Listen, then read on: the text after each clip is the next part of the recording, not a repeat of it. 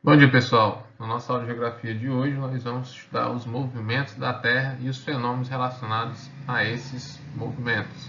Esse conteúdo vocês devem acompanhar no livro de vocês, nas páginas 75 a 77. Para a gente iniciar, temos aqui um questionamento, né? Quando um motorista, como esse da imagem aqui, está dentro de um carro e o carro está em movimento, esse motorista, a gente pode dizer que ele está parado ou em movimento também, né?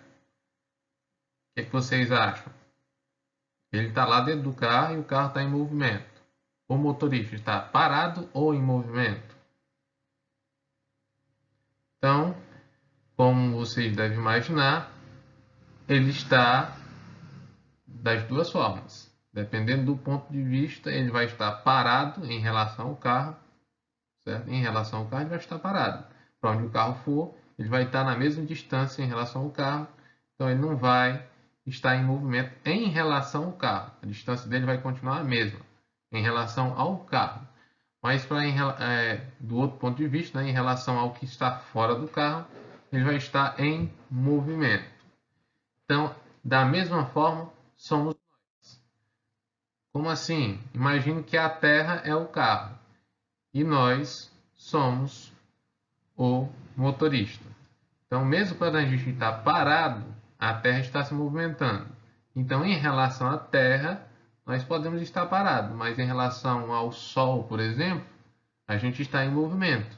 Por isso que nós podemos afirmar que nós estamos em um movimento constante ou contínuo. A gente nunca para de se movimentar, certo? E esse movimento contínuo é provocado pelos movimentos que a Terra faz. E quais são eles? Né? Nós vamos ver agora. O primeiro é o movimento de rotação, certo? Que é o movimento que a Terra gira em torno do seu próprio eixo, certo? Que inclusive é inclinado, uma inclinação de um pouco mais de 23 graus. Faz aí uma diferença na hora de receber os raios solares, ok? Como foi dito, o movimento de rotação, a Terra gira em torno do seu próprio eixo. Esse movimento dura aproximadamente 24 horas, não são 24 horas exatas, certo? E graças a esse movimento, chamado de rotação, é que existem os dias e as noites. É a principal causa da rotação, né? A existência dos dias e das noites, mas não é a única.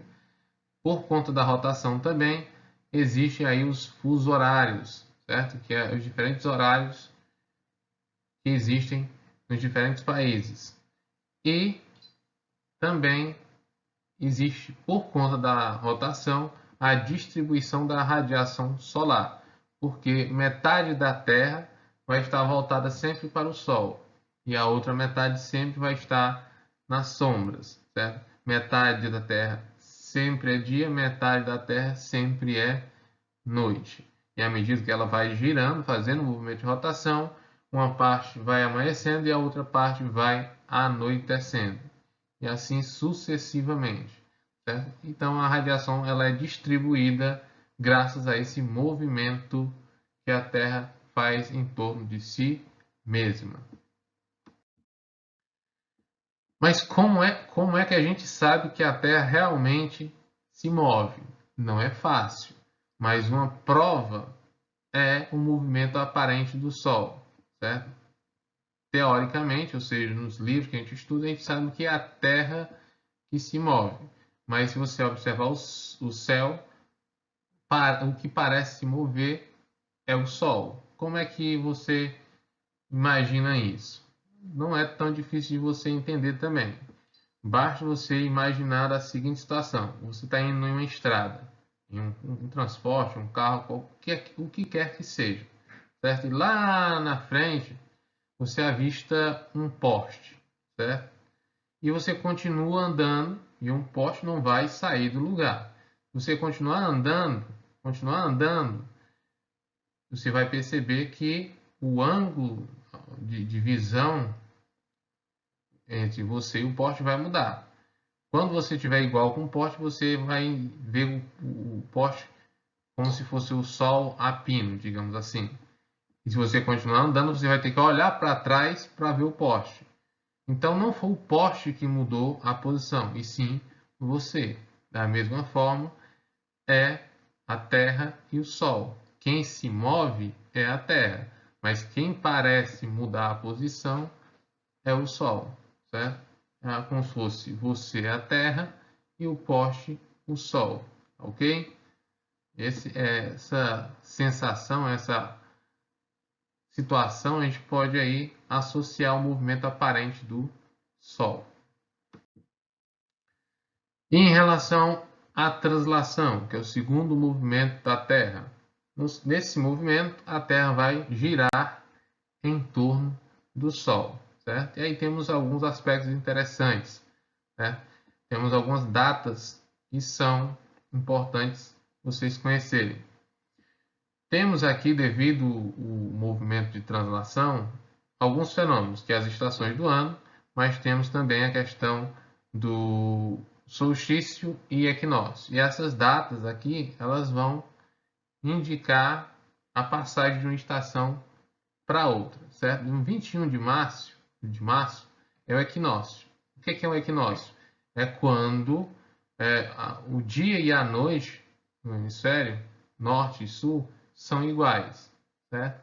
Aí é diferente, sim, em algumas situações a duração do dia e da noite vão ser diferentes do hemisfério para o outro, certo? E no 21 de março, que é o equinócio de primavera, ele vai indicar que é primavera no hemisfério norte e outono no hemisfério sul. É sempre alternado. Quando o hemisfério é primavera, o outro é outono. As estações vão se alternando, certo? No dia 21 de dezembro é solstício de verão no hemisfério norte, certo? O que significa isso? Solstício significa que nesse dia, no hemisfério norte, o dia vai ser mais longo, certo? E aí, logo é o início do verão no hemisfério norte e inverno no hemisfério sul. Ao mesmo tempo que é o dia mais longo no hemisfério norte, nós temos a noite mais curta no hemisfério, aliás, a noite mais longa também no hemisfério sul.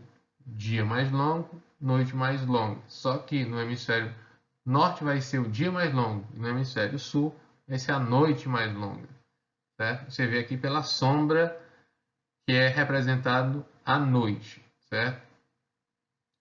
No dia 21 de junho é solstício de inverno no hemisfério norte. Agora é o contrário, certo? E verão no hemisfério sul. E aí se inverte novamente a situação, certo? Agora vai ser a noite mais longa no hemisfério norte e o dia mais longo no hemisfério sul. E no dia 23 de setembro vai ser o equinócio, certo? Equinócio de outono no hemisfério norte e de primavera no hemisfério sul. É aqueles dias em que tanto no hemisfério norte quanto no hemisfério sul o dia e a noite vão ser iguais, certo? 12 horas de dia, 12 horas de noite, ok? Então vamos só recapitular, né? Movimento de translação, é o que dá origem a todos aqueles fatos que eu falei anteriormente e que nós temos eles mais resumidos. O movimento que a Terra realiza ao redor do Sol dura aproximadamente 365 dias e 6 horas, que é o que dá origem aí ao ano bissexto de 366 dias, que é aquele ano em que o mês de fevereiro tem 29 dias, certo? E esse movimento é responsável pela existência das estações do ano e também pela ocorrência dos solstícios e equinócios, que eu expliquei anteriormente.